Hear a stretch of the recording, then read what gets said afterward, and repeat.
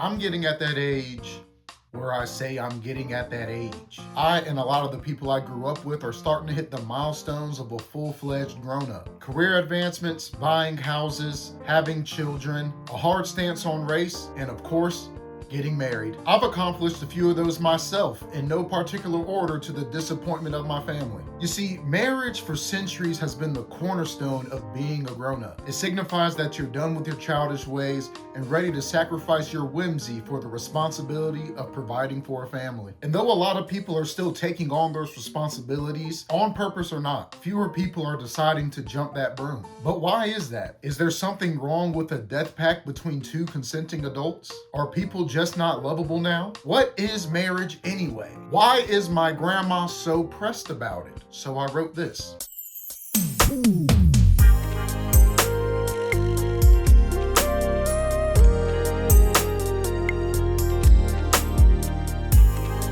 Humans be fucking. We turn the art into a science and then back into an art. And nothing says I'm having sex tonight like having your soon-to-be father-in-law hand deliver your wife to you at an altar. The ultimate lie. Many believe that early humans were unanimously polygamous, but actually monogamy was an early development. Polygamy was reserved for who it's always been for, the wealthy aristocrats and poor adulterers. Monogamy ensured that men were raising children that were biologically theirs unless tasked by God himself to do so. Also, it's a lot easier to provide for one family versus multiple. Just ask Nick Cannon. The first recorded marriage took place in 2350 BC in Mesopotamia. Early marriages were mostly family business mergers. If you owned a lot of goats and I owned a lot of cows, our kids can marry and control the dairy industry in our region. Even poor people got married for economic survival and free labor. Marriage is capitalism. I like money. This trend only grew as assets grew. Marriage became a geopolitical tool for ruling families. It wasn't until the Victorian era that the concept of love and marriage began to intertwine. Because romance is for your mistress, not your wife.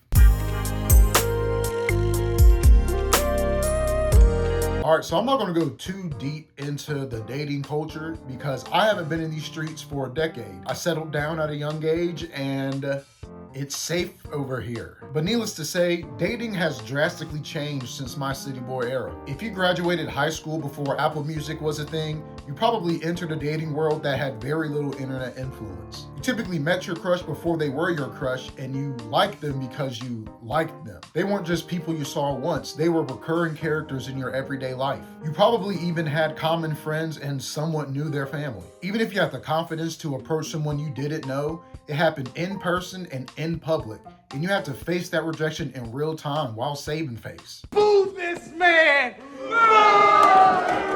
Nowadays, people are more likely to meet their partner online instead of youth church like God intended. I personally have very limited experience with Tinder because I prefer a boots on the ground approach. Your mama can brother holler at you? Holler, holler, holler. Holler at you, holler, holler at you, holler at you, holler, holler. But from what I remember, messaging on dating apps felt like cold emailing.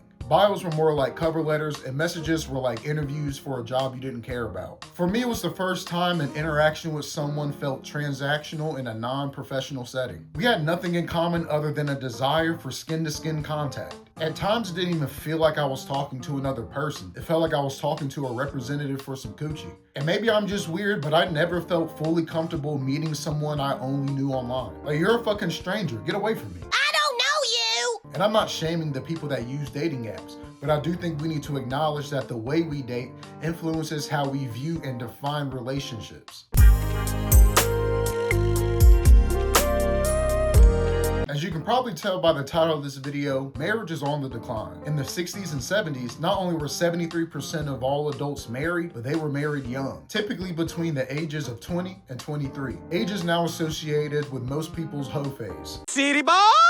By the late 2000s, that number dropped to 52% of adults taking a blood oath before God. And they were doing it between the ripe old ages of 26 and 28. So what happened? Is feminism killing American marriages? Is the gender war putting a halt on wedlock? No, you just frightened the maidens, bro. In fact, it seems that more people who get married today have better marriages, with a gradual decline in divorce rates since its peak in the 80s. The truth is, more and more people are starting to view the institution as less of a necessity. Turns out treating your partner right is more important than a tax qualification. Since the 90s, there's been a rise of non-traditional family units, which basically means shacking up and reproducing. Living in sin!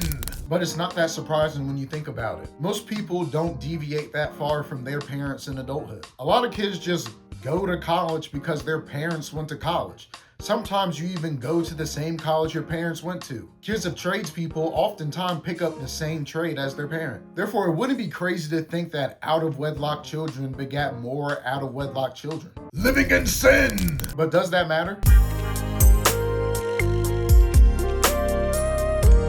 The benefits of marriage haven't changed much since its inception. Capitalism. Now it mostly includes shared healthcare, inheritance rights, tax breaks, and having someone that loves you decide whether to pull the plug or not, and emotional support sometimes. Some states have even extended those protections to domestic partnerships. Whether you view marriage as an act of love, religion, or legal status, it's a social construct. How you go about it is between you and your partner. Granny. Living in sin!